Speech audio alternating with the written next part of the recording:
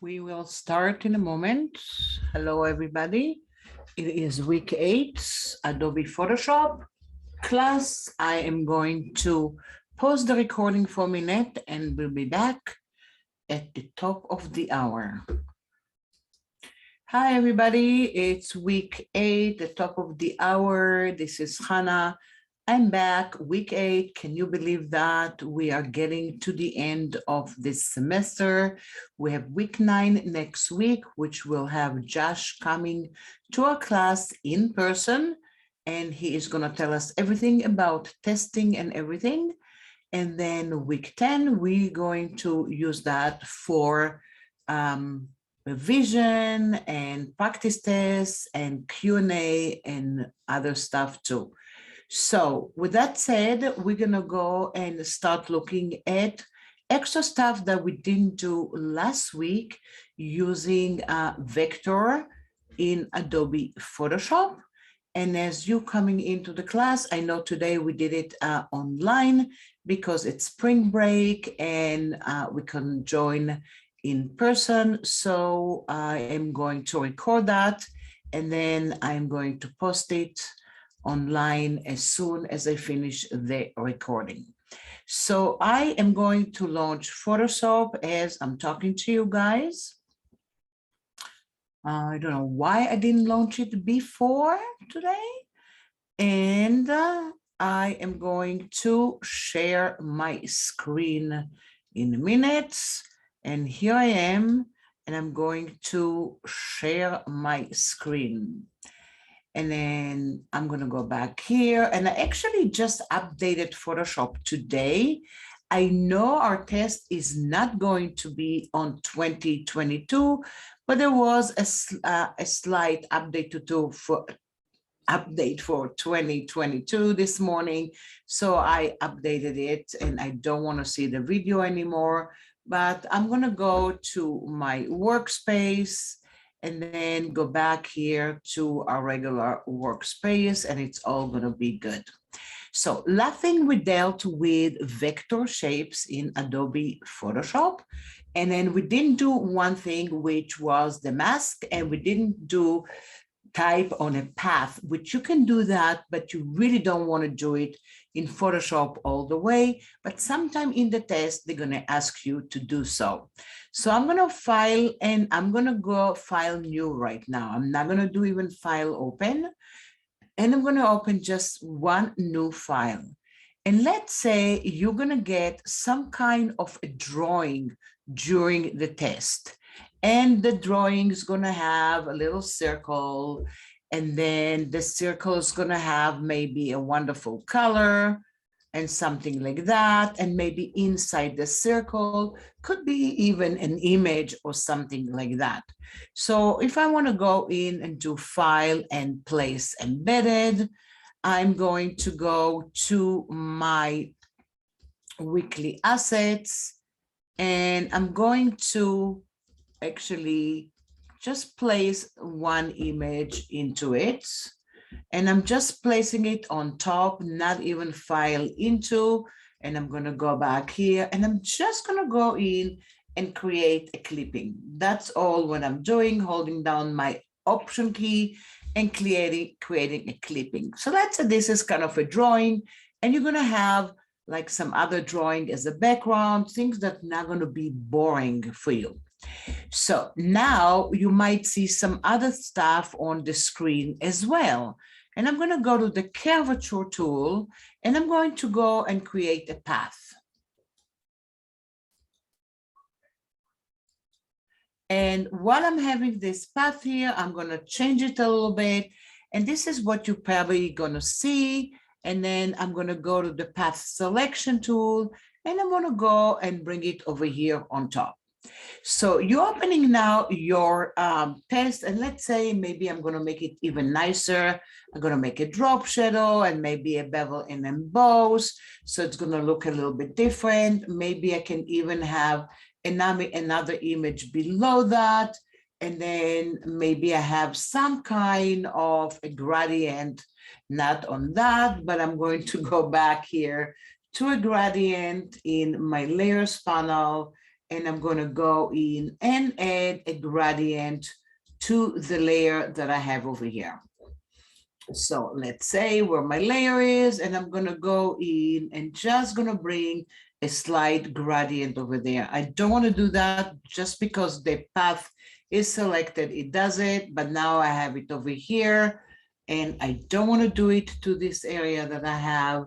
So I'm just going to go to a regular layer and basically click and drag some kind of a gradient and put it all the way down, just to go back here and have it just below the area that I have. And I'm going to go back here and go back here, and basically going to do the clipping again. And that's what you see. Wow, took me forever to do it, but it's all good. And they're going to save it, and that's what you're going to open and see. But then they're going to ask you to do something. And what are they going to ask you to do here? Let me just reset that. And I'm going to go to my path, and I'm going to name the path, and I'm going to call it type. So they're going to ask you to create something or put a sentence on it. And it might even be on the screen somewhere. What does it mean? They're going to ask you to take some kind of a sentence. Let's say I have it here, and I'm going to go in here, and I'm going to say fun time outdoors.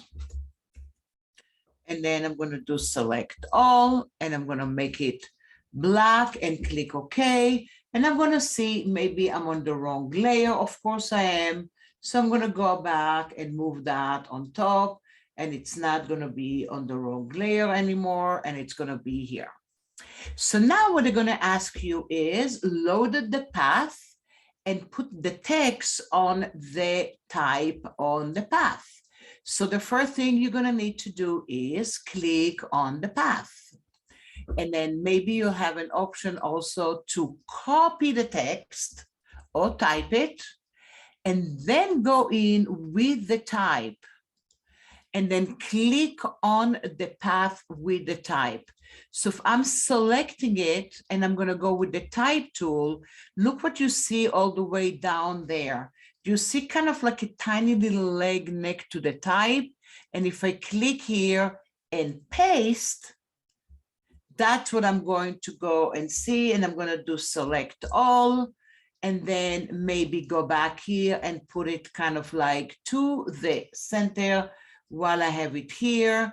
And then I click on the command or control key and push it all the way there. And that's going to be the answer. And if I deselect, this is what I have. Of course, I don't want to have the other type there.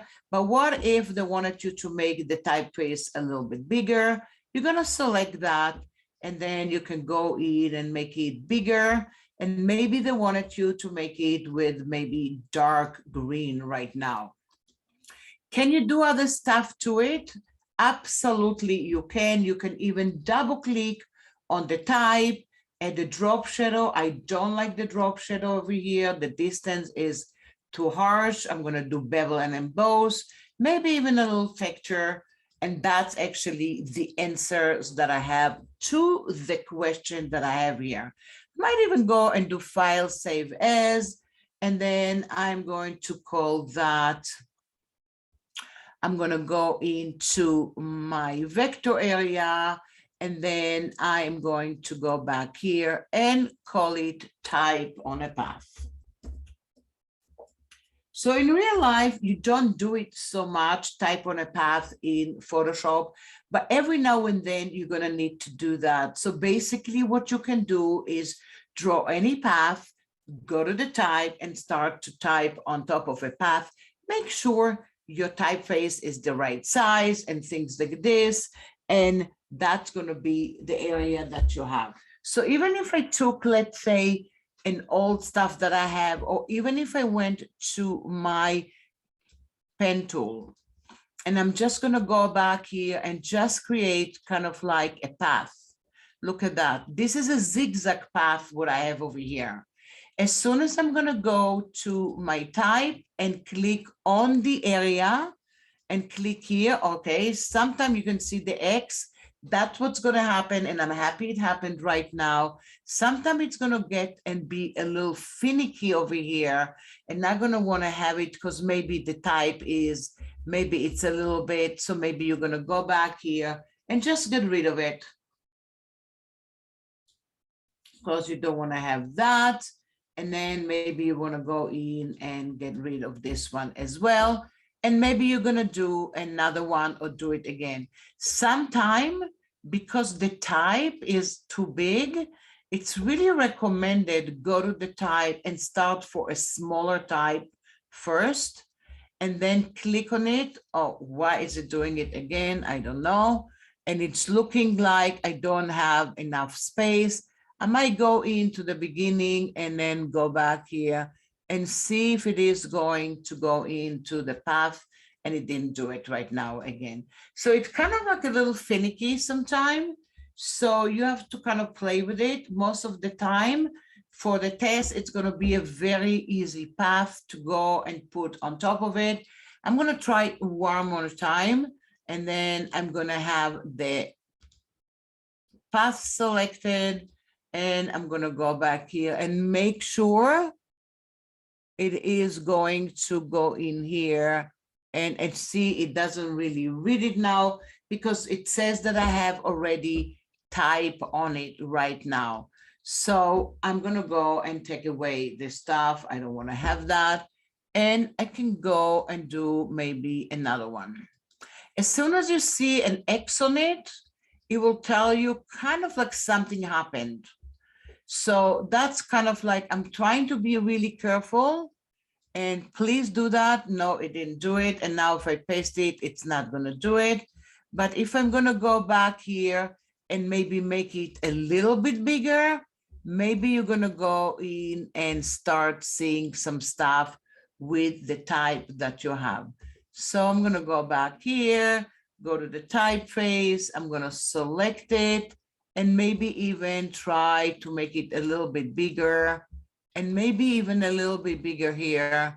And I still don't see my type on a path. So again, you have to kind of be really careful with it.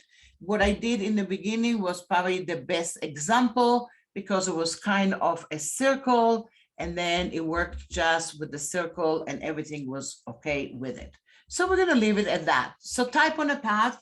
You're going to have just kind of a type somewhere, and then you're going to go in and type on it something. And sometimes they're going to tell you what to type, what to do with the type, what kind of typeface, and if you need to do any kind of maybe any kind of effect and things like that. So I'm just going to move in again. And now I'm going to go in for another file. So if there's no any questions about it, and I'm really sorry it didn't kind of work out so fast in the beginning, but just a simple stuff as type on a path, and it's all looking some kind of good. I'm going to do File and Open. And I'm going to go again, and this time I'm going to a vector mask. And what does it mean, a vector mask? I'm going to select my insect that you remember from last week, and then I'm going to hold down my mouse and select two other images next to it and click Open. One of them is probably the final, and what you see over here, some kind of a mask in here, one on their chest and one on their belly. And also there is another mask all the way down here, and you can see the guy inside the mask that you have over here. So basically it is inside a vector mask that I have here. So let's see, and let's create something. I'm going to go back here to the one. That's another one that has some stuff using vector mask. And I'm going to open the one that has nothing on it, which is two guys, simply just two guys here, nothing in there. I might go to the background and just make it as a smart object in case I need to do something. And I'm going to call it two guys. Now, if you can go into the insect, and that's going to be a little review for us. I'm going to look at the insect and you can see that you do have a work path. So I also can go back here and make that into a layer, but I want to see my work path, and this is the work path. And I'm going to Command or Control click and load the selection of the insect. And now what I'm going to do is I'm going to copy it and simply going back here and paste it, absolutely pasting it. Right away, if I want to make sure I maintain the original size, I'm going to go in here and I'm going to go back here and make that as a smart object. And I'm going to call it wing. Now I'm going to do Command or Control T. Maybe I'm going to kind of like rotate it. I don't need to hold on the Shift key because Photoshop maintain the aspect ratio. And I'm going to put it somewhere over here on the guy on the right. And I'm going to zoom in. So now I kind of want to mask it. But in this case, I can go and do a layer mask, of course. And then I can go with a brush and reveal or conceal some areas. But that's going to take some time and maybe it's not going to be perfect. But I'm going to use a vector mask. So first, I'm going to temporarily just going in here and making the wing a little kind of more transparent so I can see the towel that the guy is holding.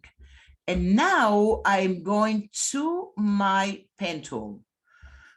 I want to make sure it's a path and I'm going to click and drag and I'm kind of marking the towel. And I can go back here and I know the towel is going back here and there's a little shadow here.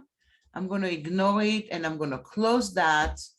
And in my path panel, you can see I have work path and I can give it a name and I'm going to call it wing tattoo. Now, while I have it selected, what I'm going to do is I'm going to layer and I'm going to go to vector mask. And in this case, I'm going to go in current path. And look what happened. All of a sudden, it went in and just revealed or concealed it. And if I go back to my opacity, I can see that I don't see the entire butterfly there. I kind of did a mask here. If I hold on the Shift key, the mask is turned off. So let's say if you needed to do it in the test. So you might get something that looks like that. And they're gonna tell you, load the wing tattoo and create a vector mask. That's probably gonna be the questions over here. So what are you going to do is, how would you load the wing tattoo?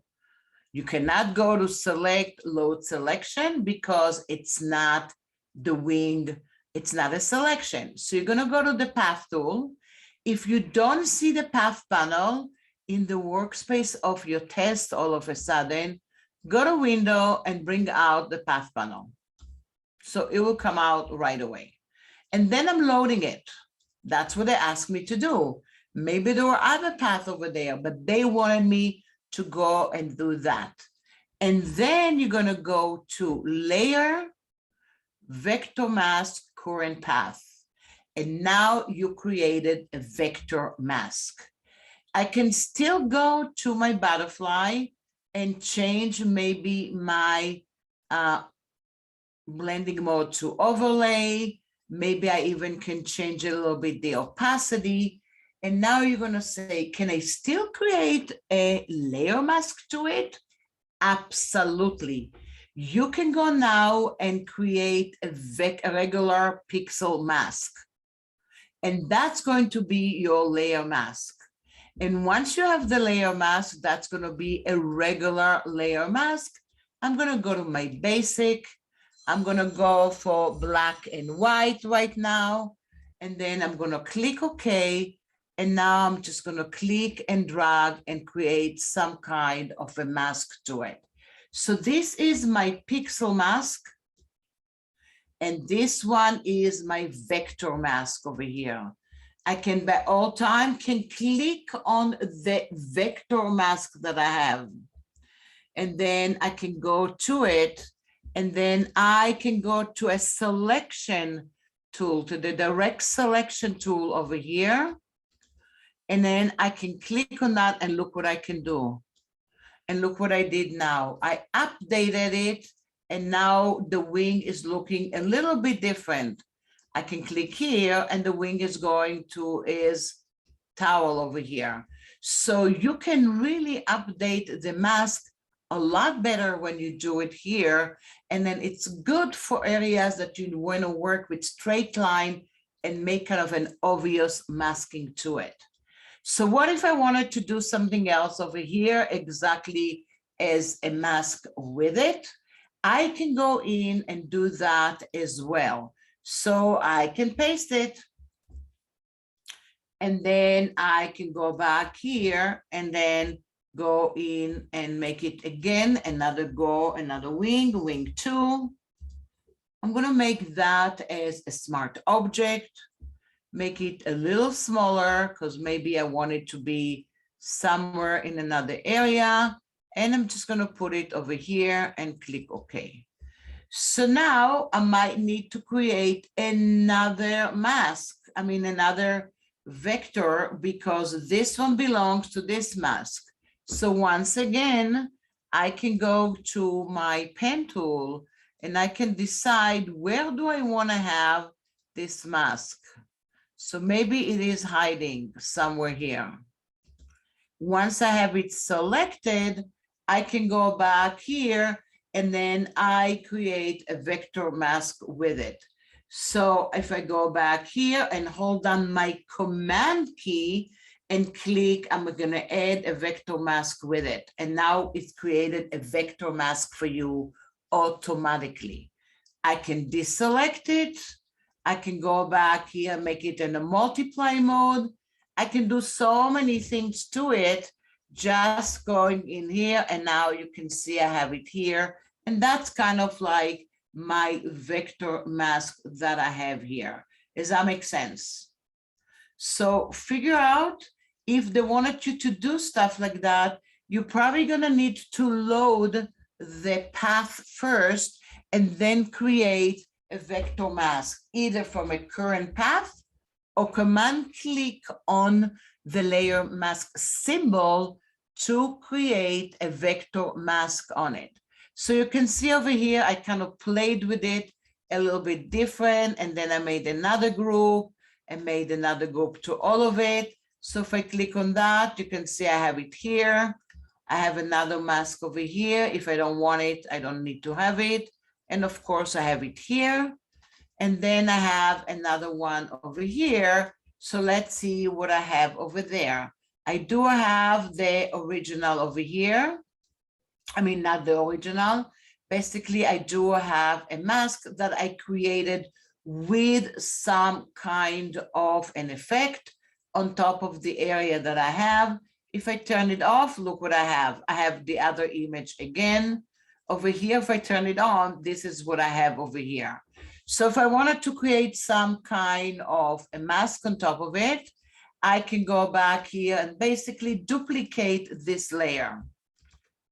And then I can go back here and create any kind. I'm going to go back here and go back here to the custom shapes. And then I'm going to go into my path over here. And then I'm going to go back here and create some kind of a custom shape over here with this size that I have over here. So once I have it here on top, I can hold down my command or control and then create a vector mask with it. And basically, this is what I got over there. Although I duplicated it, so now I can go back here and kind of move it here. And you can see I can double click and make it kind of like a drop shadow. And all of a sudden, I have another symbol on the side that created a mask from my shape that I have. So you can also go in and bring a custom shape and create that. Can you do other stuff with it? Of course you can. You can open anything that you have and create a vector mask with it, as long as you have a path to create the vector mask. And it's really geared to create stuff that you want to have it as a straight line all the way whenever you're going in and working with it. Does that make sense? I want to make sure, just take a moment and see if you have any questions for me. And then we're going to go in and move on to the main subject that we have for today, which is going to do brushes.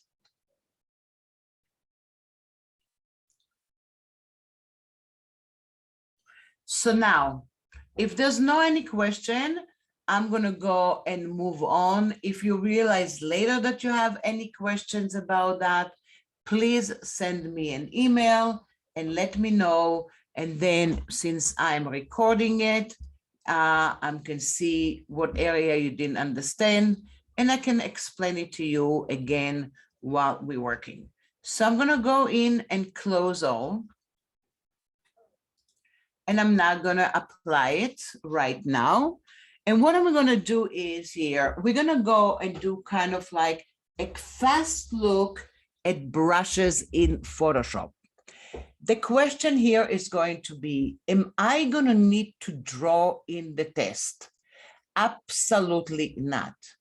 Am I going to need to create some stuff, amazing stuff with the brushes? Absolutely not. So why are we learning the brushes? And we're not going to learn everything, but why are we taking a look at the brushes in Photoshop? There's few reasons. First of all, our goal is to learn Photoshop, and our goal is to kind of to start doing stuff for other projects, not just pass the test. And also they're going to ask you a question about brushes. So we first going to go and do File and New. And I'm going to go in, and you see I have the clipboard over here. It's something that I copied. I don't want to go there, but just as a reminder, as soon as you see in your new document the word clipboard, it is remembering the last thing that you copied before. What did I copy? I copied the wing. Apparently it was 649 by 194. It will remember it. And I'm not going to create stuff with this size. I'm going to go into print, and I'm going to leave it 300. So for working with brushes in real life, what do? I usually go to the painting workspace. You do not want to go there in your class, in the middle of your test, because you want to stay in the workspace of the test that you have. But for now, I'm going to go and be there for a minute. So if you don't see, or you know what, I'm just going to go back here and go back to an area that maybe I don't have brushes. So let's say I'm going to go to Essential. Oh, in Essential, I also have the brushes. But what if you don't have the brushes? And I'm going to take it away now. And you get a question about doing something with the brush. So what would you do? Go to Window and bring your brush panel and the brush setting with it. Usually the brush panel and the brush setting, I'm going to come more or less together, and I'm going to go in and bring the brush. And then I'm going to go back here and bring the brush settings. They kind of go hand in hand together. One is going to show you the brushes that you have, and the other one, you can start doing the setting for everything that you have. So to make sure that we are practicing, what I'm going to do is I'm going to double click and then add a very, very light background. And I'm going to fill the background with this color. Option Delete will fill an area or a selected area with the foreground color. But I'm going to go back here and I'm going to create a new layer, and I'm going to call it Practice. And why am I creating a new layer right now? because I want to practice and show you the core of the brushes that you have. And every time we're going to do something, we can do select all and delete and do another one. Brushes are destructive across the board. What does it mean? When you do a beautiful drawing and you're using brushes, if you have hundreds of stuff and you start drawing to the same layer, guess what? This layer is the layer with the brushes. That's not even reverse engineering here. What does it mean? If I'm going to draw with a certain brush, you're basically not going to know even when you open my file, what did I do there? So let's first go in and look at the brush panel. And let's look at the brush setting. And before we're going to do everything over here, what I'm going to do here, I am going to go in and clicking on this area, and I'm going to delete some of the brushes that I already created because I saved them. And this is the default brush panel. Most of the stuff you can get maybe general brushes, dry brushes, water media, wet media brushes, and sometimes special effect. But if I'm not sure, I'm going to delete everything. And basically, I'm going to go over here and I'm going to say append default brushes. And you see, that's the default brushes. What do you see in your brush panel over here right now? On the top, you see a search also. So if you know a name of a brush that you really want to use, guess what? You can search for it. Also, it gives you a thumbnail of the last brushes that I have been using the last few days over here. It's okay. If you don't want to see that, you can go to the flyout menu and you can turn that off.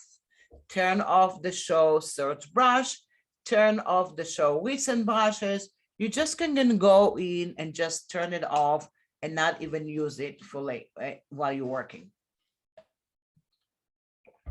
I just have it there. I don't even change that. You can go, and then by default, it will be here kind of like by grouping. The nature of brushes in Photoshop. There's different kind of brushes and the different kind of drawing tools as well. So when you do a brush right now that will base on a certain brush, there's no longer, you can change this brush to another kind of brush. It's going to stay as this kind of a brush. You can change the properties of the brush, but you cannot change who it is. What does it mean?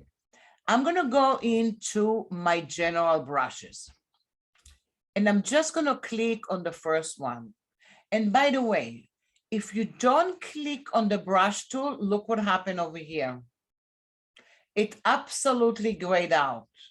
As soon as you click on the brush, all of a sudden the brush area over here and the brush settings, it's going to be kind of lightened over there. So by default, the brushes in Photoshop work with the foreground color. That's it. That's the rule. And you may have a question about a foreground and a background and who's working with it and what's the difference between them. I'm going to double click and I'm going to just select a blue brush. So the default of this brush at this moment, maybe yours is a little bit different because you didn't use that. Usually it's going to be maybe 30 or 40. And then the default will be normal mode, usually 100 opacity. You have a flow, you have smoothing, and also you have an option to make pressure sensitivity to it. Always use pressure and instead of a size. And over here, you can go in and always use pressure for opacity. So in this case, we are not going to use that. And I'm going to use not my Wacom tablet that I always use. I'm going to use just the mouse because that's what you're going to use in the test. In real life, when I'm working with brushes, I am using the Wacom tablet because the pen is pressure sensitive. Okay. Let's make sure everybody is with me and finding the brush panel and everything. It takes a moment to regroup and see what's going on there. So now I have blue, I have 100 opacity, I have everything as is, and I'm gonna go in and click on the brush size over here. And mine was 300, maybe the last time that I used it, it was 300. So I'm just gonna make it a little smaller. What is over here is the hardness of the brush. This brush by default has a soft edge. I'm gonna make it a little bit bigger so you can see better. And I'm gonna draw. Just a simple drawing right now with it. So you can see the soft edges that I have. I can also go all the way down in the brush setting, change the size. It doesn't change the brush that I already made, of course. And then you can change the hardness. And I'm gonna go somewhere in the middle and I'm gonna click and do another one. So you see, it's in between half soft and half hard. And now I'm going to go in and do it 100% and look at this brush. So do you see kind of like the three different things, and you can create whatever you want with it. What else can you do here? And what else they're going to ask you to do stuff with the test? They're not going to ask you to draw more, and maybe every now and then, maybe to do a splash, but they might ask you to create a brush, a simple brush. So I'm going to do select all and delete and deselect. And we're going to try the brush, of course, that we're going to do. We're going to say, create a new brush and call it blue and make it the size of the brush 150 and the hardness 50. So I'm going to go back, and first of all, I'm going to make it 50. I'm going to make the brush size 150. And then they wanted you to go in and change the angle of the brush to 25 and the roundness to 55. That's it. They ask you to do that. Now you want to save it because that's what you wanted you to do. So you can go different places. You can go over here and say new brush preset. And over here, you can see the 150. They wanted you to call it blue. And they wanted you, if they don't ask you anything, just leave it and click OK. But if they tell you capture brush size in preset, you click here. If they wanted you to include the color, click here and click OK. And basically, this is your brush that you just created. Where is it right now? They're not going to care where it is, but in real life for us, we usually care where it is. So maybe you want to take all the custom brush and put it over here. Why did it go directly inside? Because my group was open. This is the brush that I made. Now I'm going to try it a little bit. Kind of not bad. Simple brush I created. I answered the right question. I'm good to go. But now you can see what I have. What if I want to go in and double click and go in and choose another color? And I'm going to go back here and do something else and maybe go and somewhere else again. But as soon as I click on this brush, look what happened. The color is going to come back. I saved it with the color. You can save it without the color and just do whatever you want. So that's going to be like a very simple brush that you created. And it comes from the category of a regular brush. And that's when you see the symbol here and you see a regular brush. The tiny little chip of color over here indicate that you saved it with a color. Now we're going to do another one. We are going to go back here maybe to this brush, and maybe we are going to go back here and change the size to something a little bit bigger. And then while I have over here in the angle, I'm just gonna go and angle it to 88. And I'm gonna make the hardness all the way to 0. So it's really soft.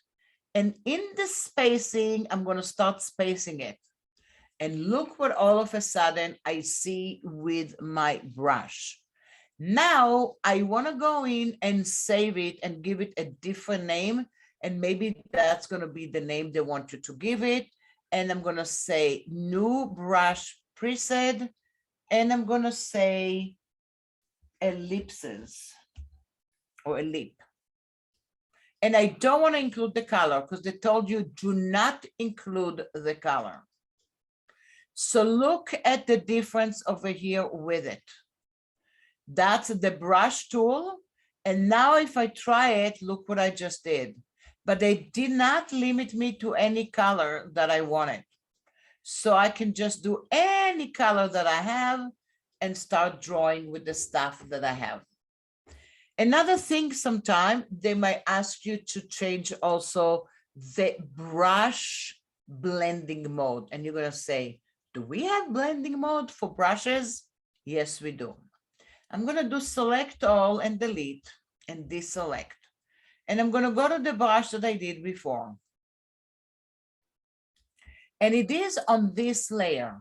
I can make this layer with a different blending mode, but with this case, I want the brushes to interact with a different blending mode. I'm going to double click here and go into green. And I'm not changing the blending mode, so look what happened. The other brush goes on top of this one, which is okay. That's what I did. Didn't play with opacity. But now for the next one, I'm going to say overlay. And now I'm going to go in and all of a sudden you say, oh, what happened when I draw with overlay? I get something looking a little bit different and it's looking like I'm doing below that, but not. That's kind of like the effect of the brush. What if I did difference? And look what happened with this brush. And then if I go back here to another color and it's still in a difference mode, look what happens to the brush when it goes over other colors. So you have to take it into consideration that when you later start working with brushes, you will see that you have also blending mode and all kind of stuff like that. And that's part of it. Why am I also showing you this? Because this is the blending mode of the brush right now. And right now it is overlay. If I needed to create a brush with an overlay, I might go back here and say new brush preset, and I'm gonna call it red overlay. Because maybe I wanna remind myself and not even including the color, and it is going to tell me exactly what I did. The thing is, you don't want to forget that you did it before, because all of a sudden you're going to do it in a brush in the test, and a moment later, you're going to have to create something with the layer mask and reveal or conceal something. And guess what? You're going to need to use a brush, and guess what the brush is going to stay with? It will stay in an overlay mode or any other mode that you created until you change the mode. And that's super, super important to remember. Photoshop will inherit the last properties that you use. So why am I saying it? Because if I had a layer mask, and sometimes, even if I want to go back here to this one, and I want to do a layer mask, and I'm going to go to black, and I'm going to go in and work with the brush, and I want to conceal stuff. And look at this. Well, it's not happening. And I'm thinking, I am with black. Why is it not happening? But if I'm going to go and change now to a normal mode, you see now that I can conceal the area, because black on a white in an overlay mode does nothing. And that's why you have to pay attention. Even if you have it as a gradient, and look at that, I have the gradient, and I'm going to do the gradient as soft light. And all of a sudden you say, well, I can't do a gradient. Why? Because I have a different mode. So let's go back here and make it normal. And oh, now it is working. Pay attention to that. The brushes, the drawing tools, the gradient, and the layers have blending modes. And they will stay there if you are not going to change.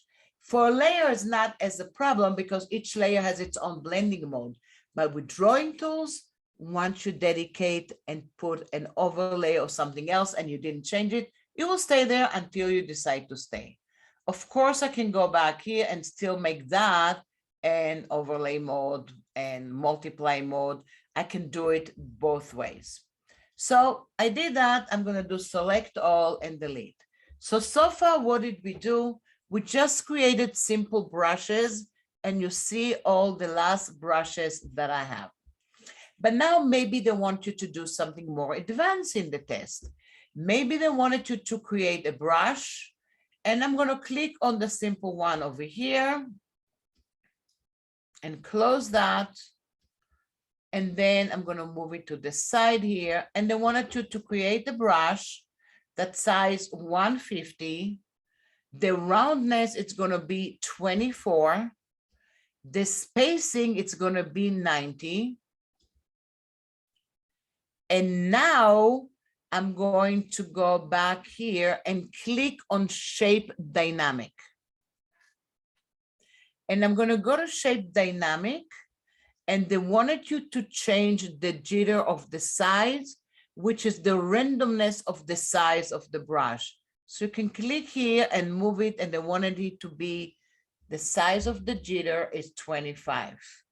And I'm going to go back here and I'm going to save that. So I can go from here, new brush preset, and then I can call it random dots.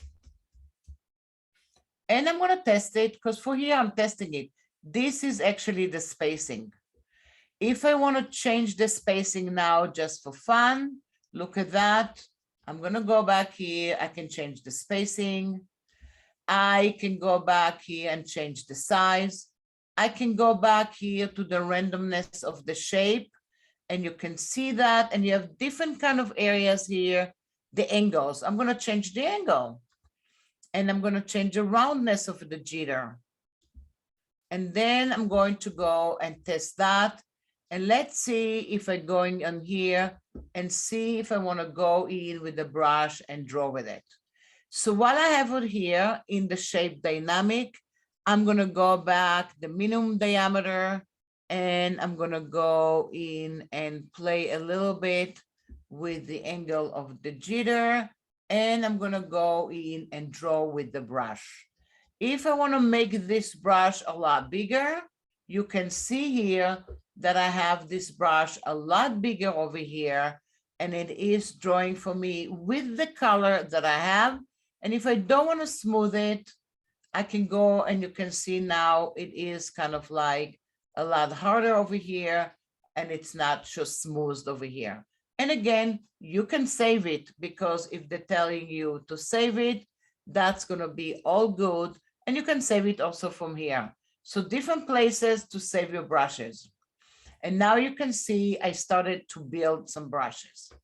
Can be another question now. They're going to have a few brushes over there, and they're going to tell you to make a group from them. So you're going to select one, select all the ones that you wanted you to do it. You can go to the flyout menu, new brush group. And then you can call that simple brushes, because this is what they want you to make it as a group. And that's my simple brush. Could be another question. They wanted you to export that, because you need to send it to somebody. You can go to the flyout menu, and then you can say export selected brushes. And now it's going to go to anywhere that you have. I can go in and name it simple brushes, even though it's going to come with the group, which is a little annoying because it's almost twice. And now you exported it. What if I didn't make simple brushes? That's another question. They wanted you to import some brushes. So you can go to the flyout menu and then can say import brushes. And now I have it here, and I'm going to bring it here and look at that. It's over here, and usually that's how it comes. A group within a group. So it's kind of like you want to go back here and almost like click on that and maybe move it out if you can. And I think I put it over here, simple brushes. And then I'm going to put it in the stuff. And then I click here, and this is empty, and I'm going to reorganize it. So you can load brushes, you can export brushes. What else do you have over here? First of all, you can bring legacy brushes. And what does it mean? The old-fashioned brushes that you had before. If I'm going to bring my legacy brushes, that's all my legacy brushes that I have. And then sometimes they're going to ask you to click in some of your legacy brushes and then go back here and click, let's say, on circle, and then go back here and create and do something with it while you're working with it. And I'm just going to go hold on the shift key, and now I can see my brushes. Oops, because I had the layer mask before and I could not see my brushes. But you see, they're going to ask you maybe to load a brush that already exists, and then they might ask you to load the legacy and then go to a brush and create something from it. I'm going to do select all and delete.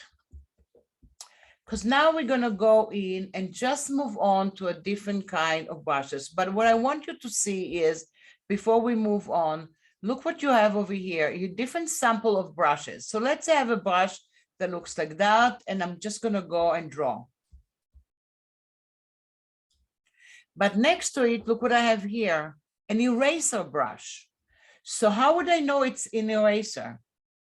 Because it has a little symbol next to it that it is an eraser. So if I went with this brush and I didn't know and I start drawing with it, it doesn't do anything. But if I go over a pixel, this brush will erase the pixels that I have on this layer the way I kind of wanted it to be. And that's going to go in and help me to work with it maybe and reveal and conceal. So you kind of want to see the symbol here. This brush, I cannot make it to a regular brush anymore. It is a eraser brush. So I'm going to go, let's say, to this brush over here. And I'm going to try it one time, and you see this is the size.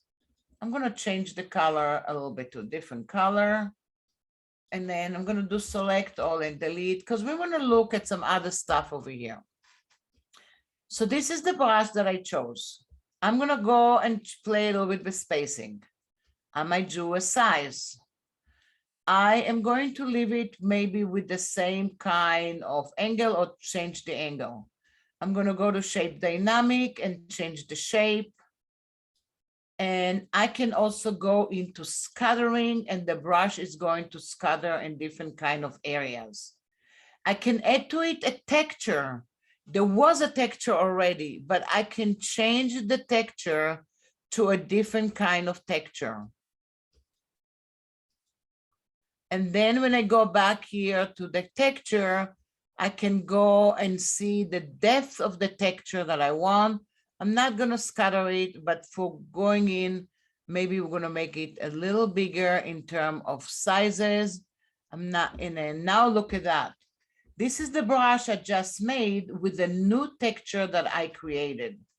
I can go back to the texture. I can click here and do another texture that says trees.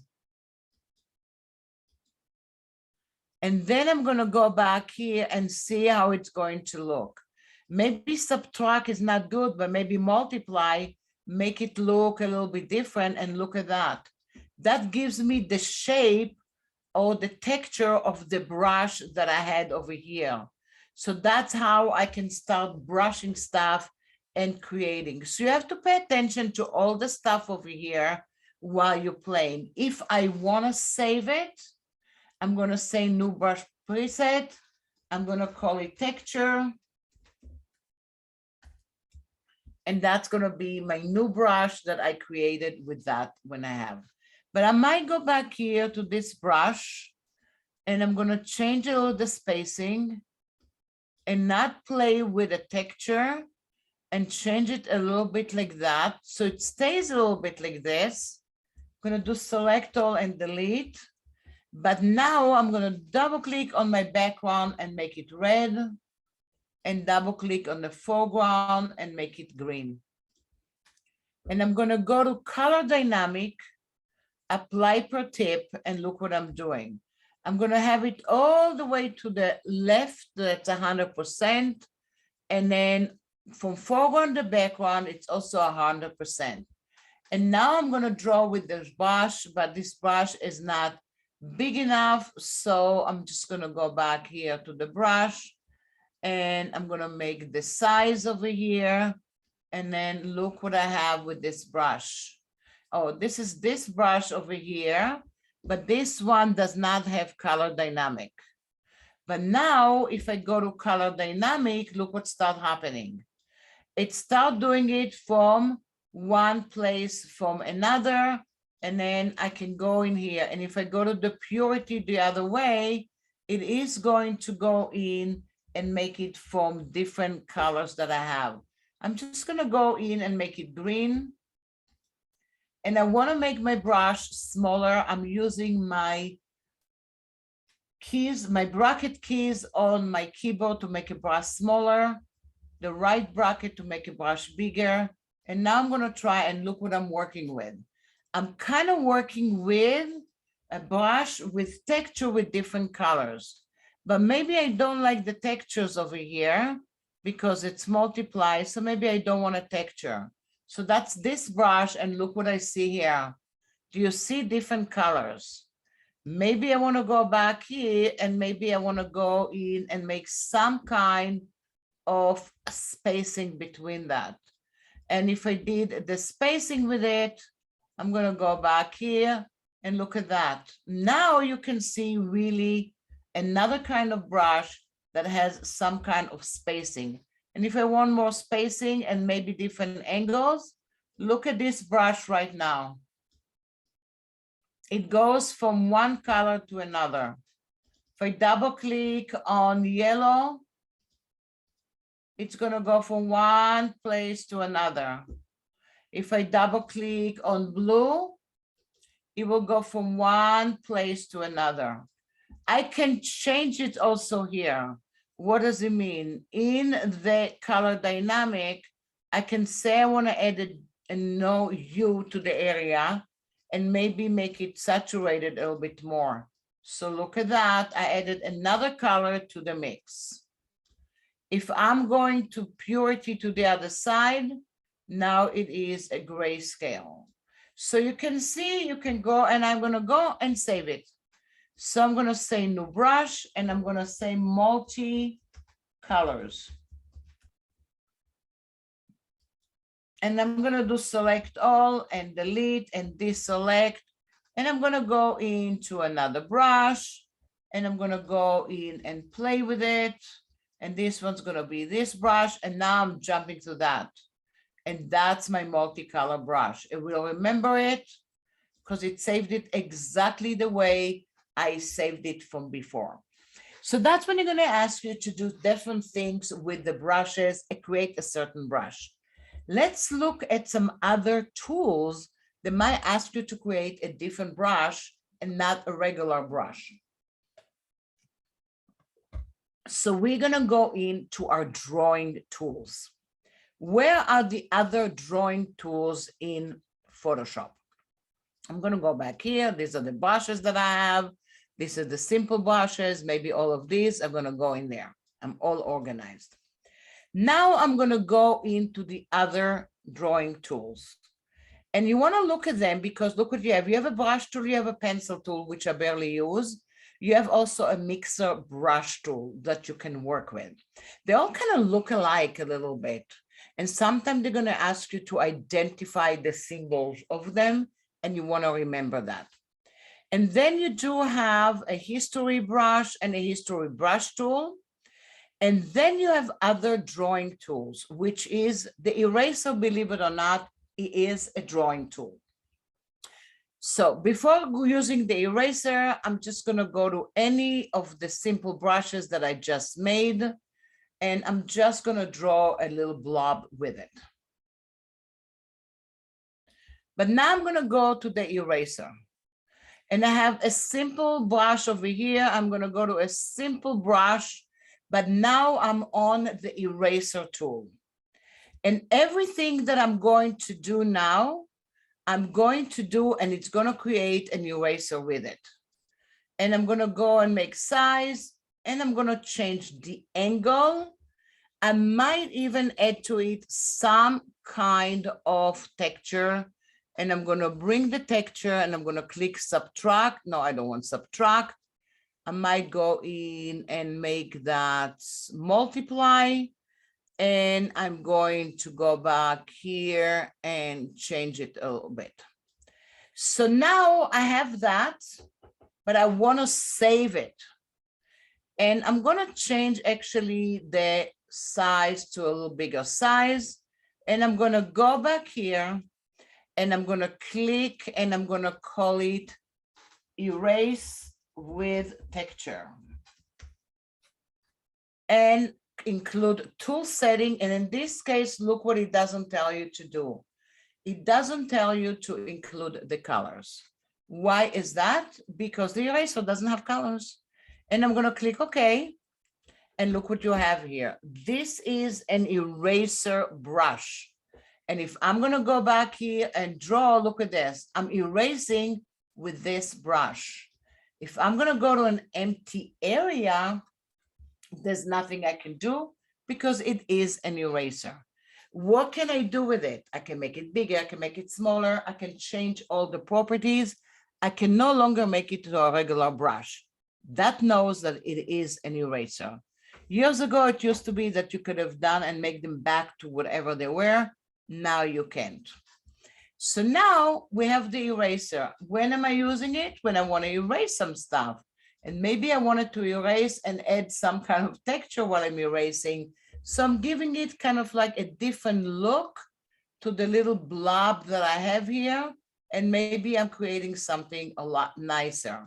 And this is kind of my layer now. And if my layer was a different color, or this one is not, you see it is transparent, which is kind of cool to create some kind of look to it.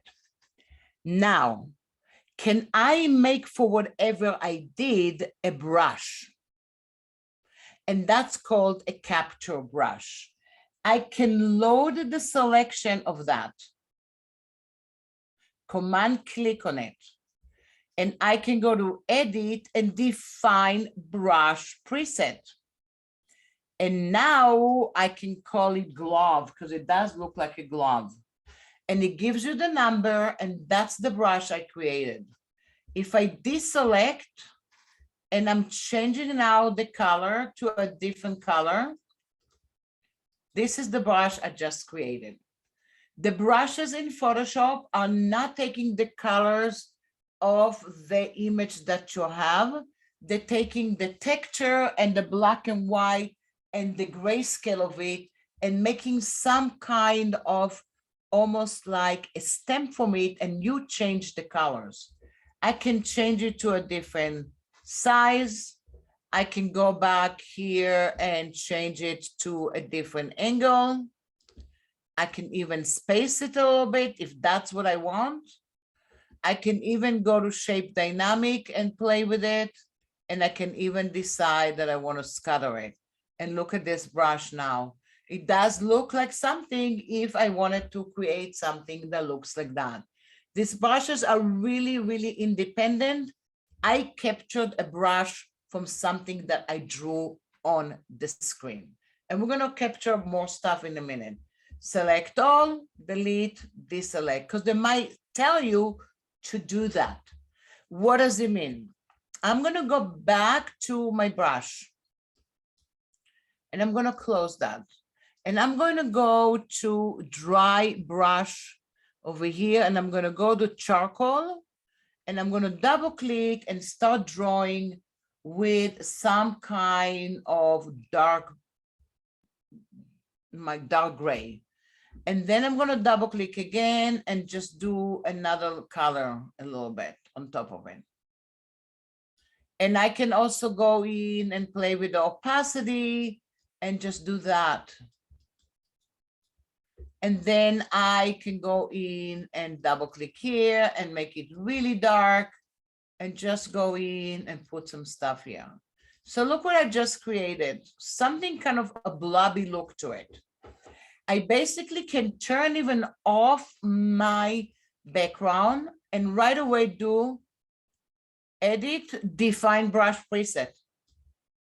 And this one, it's going to call it sample brush 509 because that's what I just did. And I'm going to call it blob. That's the brush I just created. Now I'm going to do select all and delete, and I'm going to start playing with it. So depending on the color that I'm going to use, if I'm going to use now red, look what I'm getting. If I'm going to go into this brush, and then I'm going to go in and say color dynamic, and then I'm going to go in and it stayed in the purity from before, and look at that. Now I have it here. If I'm going to go back here and play with the spacing and the size and deselect all and delete and deselect, look what I can get here. Absolutely, I can start for something and I kind of have no idea where I'm going with it. The truth is, if you open a file and you see a drawing that I made and it looks like this, if I sent you the brush, you can draw with it. But if I did not send you the brush, there's no idea what did I do with here. And then there's no reverse engineering how I made it. You just get a thumbnail over here. So to create a brush, you either load the selection of the brush and then make from it, and look at that. I loaded the selection on everything. That's going to be interesting. I'm going to go into edit, define brush preset. Absolutely the weirdest brush ever. I didn't even realize that that's what I'm doing, but look at that. I'm going to make this brush a little smaller. And this is the brush I just made, which is kind of weird. And look at that. It still inherited the opacity from before. So you really have to pay attention to everything that you change if you have to create another brush. Let's do select all and delete. Oops. And delete. I don't want to do that. Why did I do that? Oh, because I don't have another layer. And I did that on the same layer. So it's not good. So I'm going to go back here and fill the area with another background. And I'm creating a new layer. But now let's open something, because we're going to go and look at the drawing tools, because maybe they want you to create a brush from some of the drawing tools. File and open. In week 8, you have a lot of folders there. And also you have something called the anatomy of the layers panel, which I kind of wanted to open it toward the end of the class to show you what it is, because that's going to be something that you might need to identify during the class. But what do we have here? You have brushes. I have brush libraries that you can load anytime. I have a lot of assets to make brushes from images for anything that you have. I do have drawing tools. I have some textures that you can upload and use it later. I have some final projects for you to look at. I have other textures over here if you want to use it for other stuff. And I do have some patterns that you can upload anytime that you want, and then you can start using it for anything that you have. That's it. That's what I have over here. But I'm going to double click on the drawing tools. And I am going to click on the door. And I'm going to zoom into it. And now I have 2 drawing tool groups. One group is the blur, the sharpen, and the smudge tools. And that's a drawing tool. The other one is the Dodge, Burn, and Sponge tool. So let's start with the blur tool.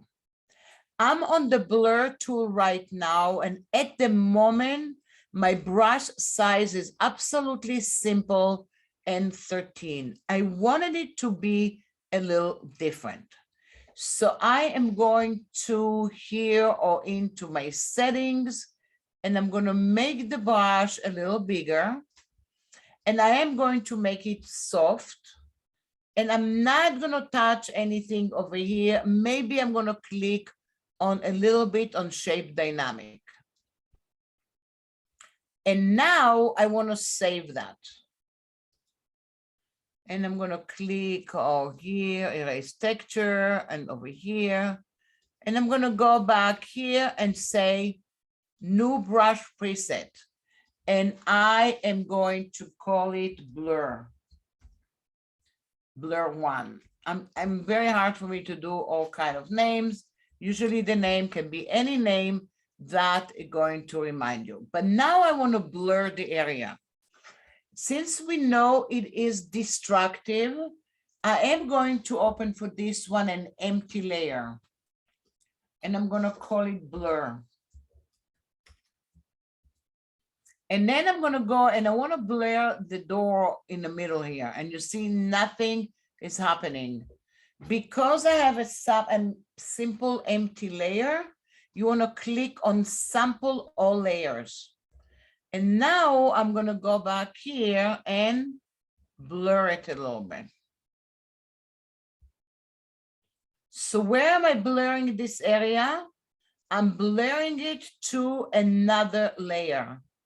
You can blur it with different kind of mode. You can use a darken mode to create stuff. You can use a lighten mode, use saturation and luminosity. You can even change the strength of it. And if it's 100%, it's going to be a lot more blurry. Now, if I turn off the background, basically this is what I did. I blurred it to a different layer, which is kind of cool. I also made the brush, and you know it is a blur brush. Why is it important? Because if you are on a blur brush on an empty area and it doesn't do any sample of layers, it is not doing anything. So you take it into consideration. We made a blur brush. Now we want to go in and make a sharpen brush. I'm going to stay in the same layer, or I can turn off this layer and open a new layer and call it sharpen. Once again, I can change the size of the brush. I can go in here to my sets and I can go shape dynamic and then decided to do it a little bit different. And then I'm going to sharpen it, and then sample of layer is not on because I did a new layer, and look at that. Now it's sharpening it. It's sharpening just the arches. If I turn off the original and turn on the blur, look what I got. I got some kind of a new composition that I can start kind of working with it, and might help me to do some fun stuff with it. Again, I want to save that. And then I'm going to give it simple names now. Sharpen. And I want you to see it over here in your brush panel. What do you guys see? You see the sharpen symbol. You see the blur symbol. They're going to ask you, what are they? Sometimes they're going to open the brush panel. They're going to go a screenshot of an area that you have. And they're going to ask you, match what each one is. And you're going to say, this one is a sharpen brush. This one is a blur brush. Of course, the name is going to be completely different. And they're going to say, this one is eraser brush. And this one is whatever brush we're going to do in a second. So I'm going to go and bring here. And I'm going to go in here and make a new layer. And now I'm going back to the smudge. Smudge is an awesome brush that smudges area. which is really cool. I'm gonna make the smudge brush a little bit bigger. I'm gonna make sure I'm sample or layer, but I wanna smudge it a little bit different. I'm gonna smudge it with kind of angle. And then I wanna go in and smudge it like that. So look at that. Now I'm going to go in and smudge some area from the area in the center. And then I'm gonna go into the strength and make it harder. So if you make it a little harder, you can see that you're smudging some stuff to a different area. And if I turn it off, this one is the smudge. This one is the sharpen. This one is the blur. This one is the original. Can I play with it with blending mode to make it look a little bit different? Absolutely. I can go to the sharpen and make it multiply. I can go to the blur and make it pin light.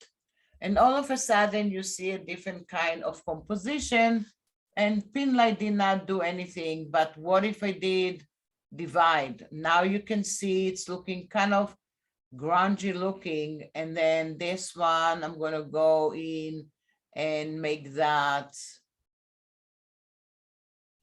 some kind of luminosity, or maybe lighten, color dodge, color, whatever you do there, each layer that you have can become something different, and you have a different kind of composition. Once again, I'm going to go back here and call it smudge. So also depending on the smudging, of course, you can do it directly on the layer itself.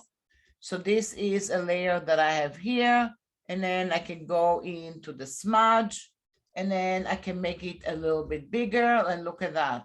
I'm smudging it even more. So it's kind of like the liquify, but that goes right on top of this layer. It's not a filter, and you can create some fun stuff. I highly recommend when you start doing your own design sometime, start doing stuff, and then if you need to smudge stuff, kind of duplicate your layer and then put on top of it and do it to an empty layer. So it's going to kind of look good, and it's all going to be fun.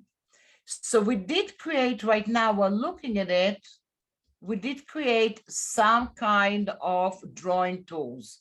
We did the blur, the sharpen, and the smudge. And you know what? The smudge brush, that's why it didn't look good. It did not do a smudge. I actually was still on the sharpen. So if I'm going to go back here and create a smudge brush, that's going to be my smudge now. And now I can go back and forth and create. That has the symbol of that. So we already did that. How are we guys doing? All what you need to pay attention to is to chew the panels all the time, because they're going to ask you to do something super simple, not even smudge anything. As simple as it gets, that's what they're going to ask you to do. So let's just move on and do a few of them. We don't have to kind of save all of them, but I'm going to show you another drawing tool. File and open. And now I'm going to go in and clicking on one of the JPEGs over here. And you can see here, I have a picture of a girl, and I want to go and create some stuff with there with a drawing tool. But in this case, I want to use the Dodge, Burn, and Sponge tool for the drawing.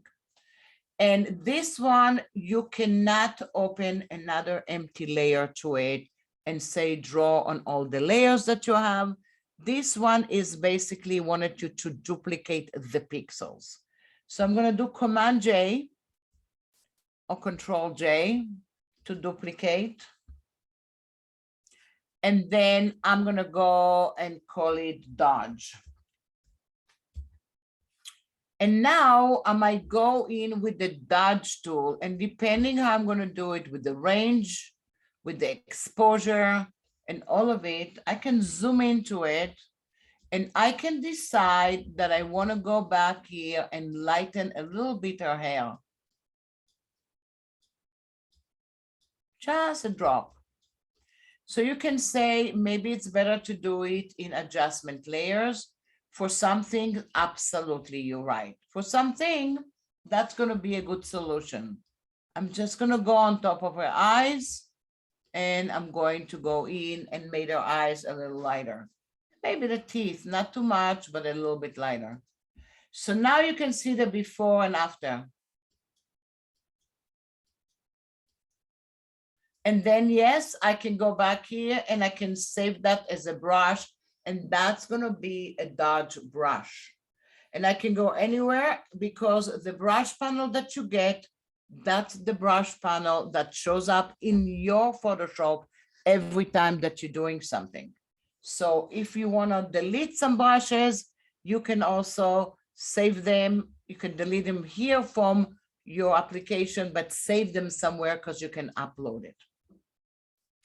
What else do I have? What if I wanted to go in and duplicate it again? And then this one, I'm going to go into the burn. And I'm going to make the brush a little bit bigger. And maybe I want to go into some areas here and make it a lot darker. Maybe I want to make her lips a little darker, not so much. You have to be careful, and maybe you want to play with the exposure and maybe even mid-tone and maybe shadows or highlight. And based on that, it's going to do exactly the stuff that you want to do. And then I can go back here, and maybe I want to go back here and go into the shadows, and I'm going to make this area a lot darker. Not so much, but a little bit darker. And now you can see before and after, before and after. I made the lips too dark. Not so cool. So maybe I didn't do like a perfect job right now. And I'm going to show another little trick in a minute that's never on the test, but basically you can use that as well. And I can go into the next one, and that's the sponge. I'm not going to do another layer. I could have saved actually the burn brush, and I can have it here. And the only reason I'm saving it, so I want to show you all the symbols of these brushes. And the last one here is the sponge. And when you do here with the sponge, basically what you're going to do here is make stuff saturate or desaturate. So if I'm going to go and make it more desaturate something, you can see over here, and I'm going to go in, I'm going to bring some gray hair over here. But if I'm going to go and saturate and bring back here to her cheeks over here, she's going to look like she spent a lot of time maybe in the sun. Maybe I did a little bit too much over here, but that the saturate and desaturate are working. And again, I can save the brush, and you can see the saturate symbol that you have. Does that make sense? I know I love brushes, and that's why I kind of like do a little bit more than I need to do with it, because I kind of want you to explore brushes and play with a lot of the stuff that you have. So kind of like really, really emphasizing how important are the brushes in Photoshop while you are working with it. So let's move on to another thing that we are going to work with. I also want to kind of like take your attention to another thing. All the way up here, you see something that says, get more brushes. They're not going to ask you to do that. They might ask you to import the brush or export the brush or append the brush. Get more brushes, they're not going to ask you. Why they're not going to ask you? Because that's going to go in, and you're going to go back here to the area that you have and get to Adobe site and get a lot of free brushes. So you have summer brushes, spring brushes, and let's say I want to download the spring brushes. And I'm going to download them right now. And now maybe I want to download the watercolor brushes. So if I want to download, it goes into my download, and then I can upload it. It's not going to be part of your test because you are not allowed to go anywhere from Photoshop. But you want to know about it because now I can go back here and say import brushes. And then I can go into the brushes that I just downloaded. And you can see that I have the spring collection. And then if I go into the spring collection, look what I have over here in the spring collection. I have so many new things over here, different kind of style with different kind of names over here. And then if I go in just to a new layer, and I'm going to start brushing with something, look at this beautiful brush that I have. This brush was created from some kind of leaves. And then if I'm going to go in and check it out, I don't know exactly how the person maybe made them, but I can check it out in my setting and to see what was done over here. So first of all, there was spacing, then there was size, then was color dynamic. So you can see here for foreground to background, if I did it a little harder, look at the brush that I had here. Then I had some hue and saturation going in there. And then I had some scattering here for a certain way. And then the scattering was 29%, but maybe I'm going to make it more scattering. And look what happened to this brush that I got over here.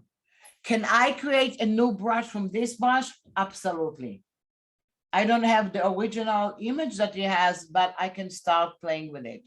So when you're not preparing for the test, and if you really want to do more stuff with brushes, go into your brush panel and go back here and say import, get more brushes. And that takes you to the Adobe part over here, and that's going to start playing. And look at that. I'm going to go to the same brush, but I'm going to go to a lighten mode. So you can see here, I'm getting some kind of a weird color. But what if I go to a pin light? I'm getting a different color also. What if I go all the way up here and go into a multiply mode? And now you can see some part are a lot darker. Can I create a brush from this? Absolutely. But before I create a brush from it, I might go into image, adjustment, and I'm going to say desaturate. I'm going to make it destructive. And I'm going to go in and load it and say define brush preset. And I'm going to call it flowers. Now I'm going to deselect and I'm going to fill it with some kind of pink. And then I'm going to this brush that I did, and I'm going to change it to a different color. And I am going to the flower and I'm going to start playing with it a little bit. So I'm going to go to the setting and I'm going to go and change the spacing. And I'm going to change the sizes. And even in the color dynamic, I can go in. And this is the brush, believe it or not, that I did from the other brush that I just drew on the screen. Basically, this is the brush. Look how cool it is. I have this brush that I can start drawing with it and doing different kind of stuff. And then I have smoothing, and I'm still on multiply because I saved it on multiply. But if it's not on multiply, it's just going to be a brush that looks like that. So where did I create the brush from? I just created it from a simple brush that somebody else made it. And based on that, I created another brush. Does that make sense? So these are the stuff that you're going to need to do in the test just to create a certain brush. So if they're going to tell you, create a eraser brush, you have to click on the eraser first and then do all the properties. If they're going to tell you, create a smudge brush, you want to click on the smudge first and then go in and work with it again. That's kind of like the direction that I have to go to, because if you don't indicate the style of the brush, it's not gonna let you do that while you're working.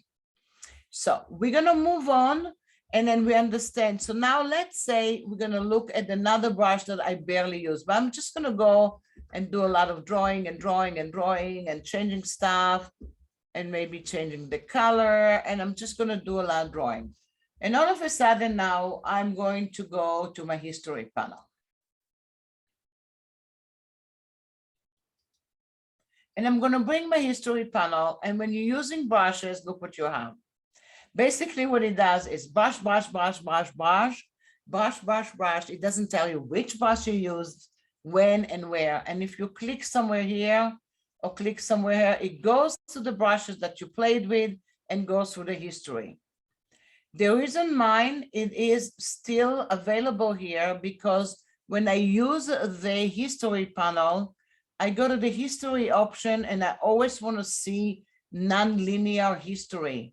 Because if I made any changes now to a certain spot in the history and you have it non-linear, the other stuff gonna still be available. If it is not checked on and you make a change to a certain position or history state, the other states you are losing. So there's a lot of stuff that you can go back here and work with. And basically you can go in, let's say, to an area over here. And then you have two other brushes. You have the history brush tool and you have the history art tool. So if I'm gonna go into the history brush tool and I'm gonna make it a little bit bigger, and look what I'm gonna do right now. I'm basically on top of this area here, which is my history. And then I'm gonna go back here and I start kind of like drawing on the area with the brush to reveal stuff before and after the area that you have. So I can go in here to this side and that's going to be the area, and I can go in and decide that I'm going to go to a history brush and reveal to the history that was before. That's one way of doing it. And then I can save a history brush. The other one is the history brush tool. So that's another one that works with different kind of styles. You have maximum tight, more tightness or less tightness over here.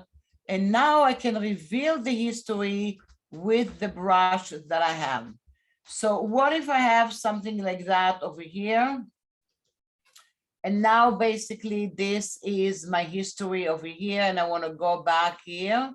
I can reveal some stuff from the history while I'm working to the area that I have. And then it works based on the history from here, or I can go back to the history brush and start working with it. The history brush, basically, it is going to go in depending what state you have. That's another state. I don't have the other states anymore. I kind of lost them. So I can't really work with them. But this is a state, this is a state, this is a state. And now it's going to go in and reveal the other states that I have to kind of carve into it. They're not going to ask you to do so many things with it, but they're going to ask you actually to work with and see what the difference between them. So you want to go back and play a little bit with the history brush just to get a thing if you want to go in and play with it. So anything you want to do with it, I barely use it lately, but that's kind of a fun one to start playing with if you want to do that. So that basically all the regular brushes that we have. I'm going to do file and open. And now I'm going to go into another area that says brushes and then assets and mixer brushes. I have images here to create brushes so I can start doing brushes for different kind of images. I can actually open one and let's see if we can do something with it. So I'm going to double click here and let's say I'm going to click that. And let's say this is what you get in the text. And they wanted you to make some kind of a bubble brush from it. So you want to select the whole thing, and you're going to go into, you can select it with the elliptical marquee tool, but you also can go into the object selection tool and just select it. And simply it's going to select it. If I really want to do soft edges, I'm going to go to select and mask, and I'm going to feather the edges a little bit. Maybe even more. And once I have it here, I'm going to go into edit and define brush preset, and I'm going to call it bubble. And that's going to be the answer for you in the test already. But we're going to take it one notch more just to play with it and see what we can do with brushes that we make. Let's go file and open. And let's open here in the assets. Let's open the boy in the bathtub and zoom into him. And let's create a new layer and fill it with dark blue and put it below. So brushes are basically our illusion of something else and other colors. So I'm going to click on the bubble brush. I'm going to make it a little smaller, so it's going to kind of fit my screen a little bit because it was a little too big. And by the way, it is always recommended to choose and make the brushes high res and then make it low res if you can, because if you made them low res and then want to enlarge them, they're going to be pixelated. I'm going to make a bubble brush. So I'm going to click and open a new layer and call it bubbles. First, I'm going to check it out. So I'm going to double click, and then I'm going to click on the color and make it kind of like off-whitish. I might even double click on the background and make another kind of off-white. I mean, maybe more yellowy, depending how I'm going to do my bubbles. And then I'm going to my brush. So I'm going to go and do the spacing. And I'm going to go to jitter of the space. And then maybe I want to go in and go back here and do it with color dynamic. And I'm going to try it a little bit. And then maybe I want to have a little bit more colors. So I can add a little bit hue to this one and maybe saturate it a little bit. So now you can see you have different kind of colors of bubbles that you have. Maybe change it a little bit, the foreground from background. And if I really saturate it more, look at this, I'm going to have some other brushes. So you can see here, it almost gives me an illusion that I kind of created some kind of a bubble brush on top of the stuff. Since I created it to a different layer, I can even do a layer mask. I can eliminate some stuff. I can open another layer, or I can redo it again and again. And I can even resave the brush again. And that's going to resave it with the settings. And that's the difference. You see, this is the original brush. This one is with the settings. So this one has all the properties in it if you want to go in and use the brush for anything that you have. Does that make sense? Any question so far? I see we don't have any on kind of questions here, so I can move on, but you can see I just captured a brush. And by the way, another thing that I kind of wanted to alert you to, let's say I'm going to select all and delete the brushes, and I'm going to go into the background and I'm going to fill it with a color. I'm going to do another layer, and I'm going to do any brushes that I already made. So I'm going to go in, let's say, to the media brushes, And I'm going to change the color, and I'm going to go and draw with it a little bit and making it a little bit bigger. And I'm just going to draw something.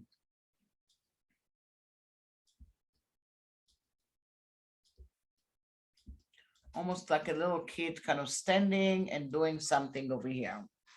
Now, this brush that I have does not have any depth to it. So the brushes in Photoshop are coming without depth and without special effect.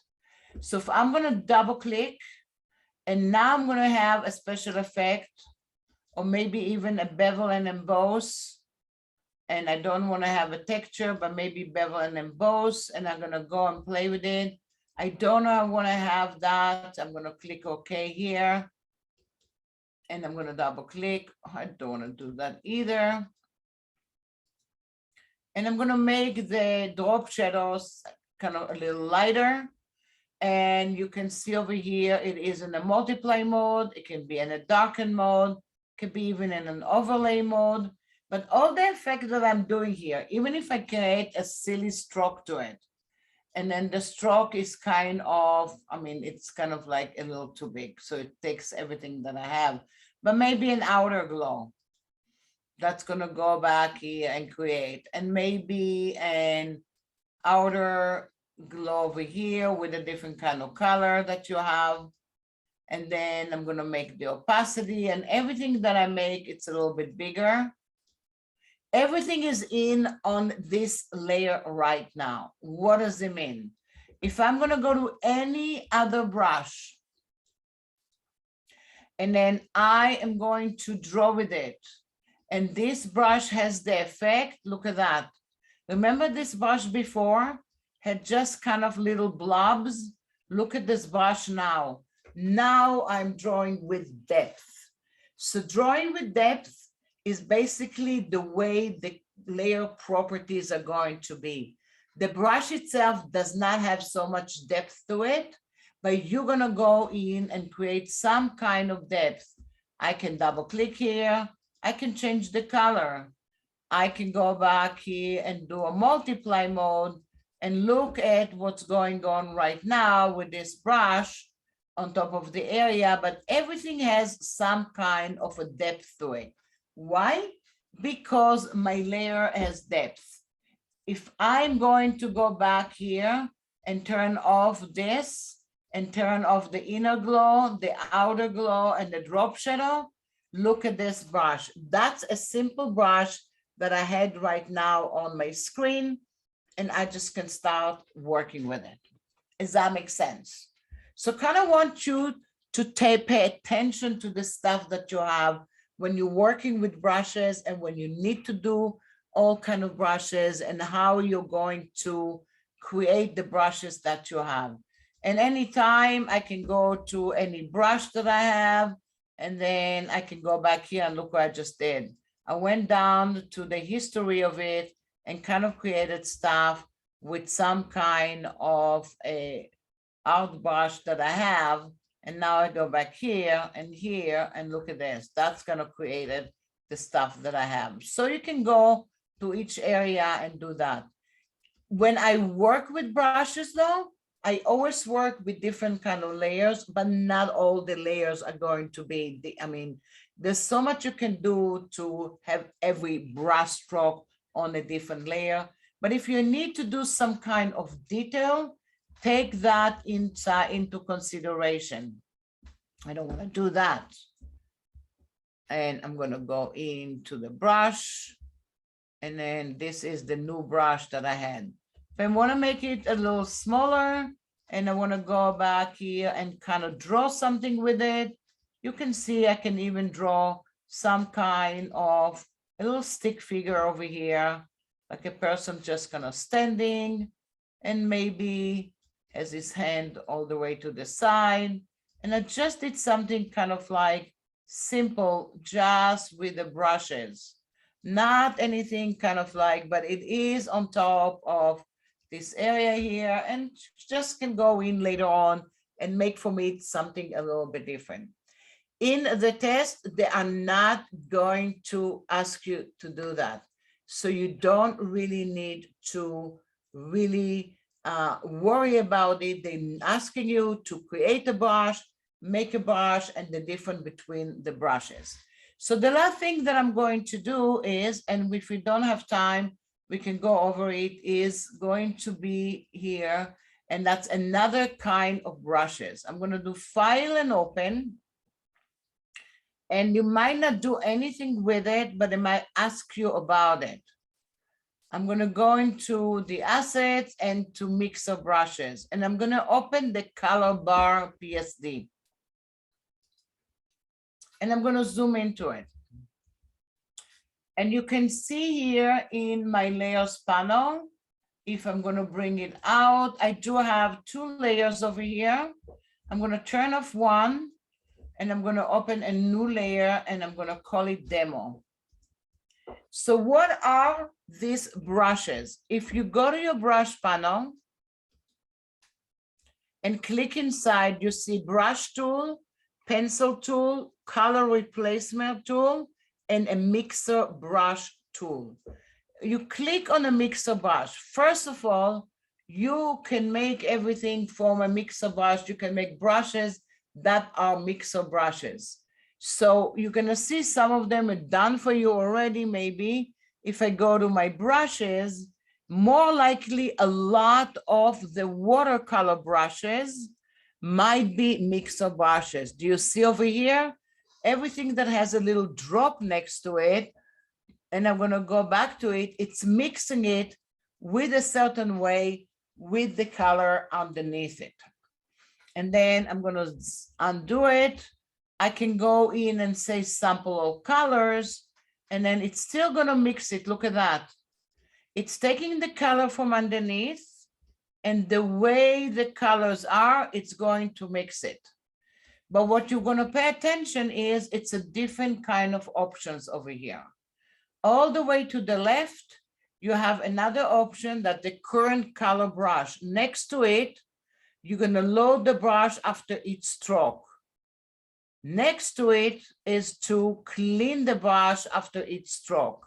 So what does it mean? If I clean it and I'm going to start drawing, look what happens. It's like basically I took my brush and I put it inside my water to start kind of playing with. I can create my own mixer brushes. I can decide on the wetness. I can decide how much I want to mix it. I can also go to the setting and I can go and add a different kind of texture from it. And then I'm going to go to the texture, and then maybe I'm going to make it to subtract or maybe multiply, and then maybe change the depth a little bit. And now I have one that looks a little bit different than the other one. So I use it a lot to draw with stuff. And then once I save it, and then I'm going to click on it, and I'm going to look at my brushes. You see, it's a mixer brush that I have. Because it is a mixer brush, and it's going to have a little drop with it once I do that. And now I'm going to go back here, and you can see if I bring it over here, that's a mixer brush. So I can work with the mixer brush and create different kind of stuff. The only reason you're probably not going to have to do anything with it, they might ask you about the options a little bit. The mixer brushes really do not work great with the mouse. They really need to have the Wacom tablet because they are pressure sensitive, and the colors are interacting with each other while you work with. So just to give you a very slight demo, I'm going to fill File, Open, and I'm going to open, let's say, the door again. And now I'm just going to go and do something with it. So I'm going to open a new layer, and I'm going to make my mixer brush a lot bigger. And I'm going to go in sample all layers, and look what I'm doing. I'm just creating, and I don't want it to be so mixy. So I might go in, do it not as wet and not as mixy over here. But basically what I'm doing, I'm creating some kind of a smear around everything.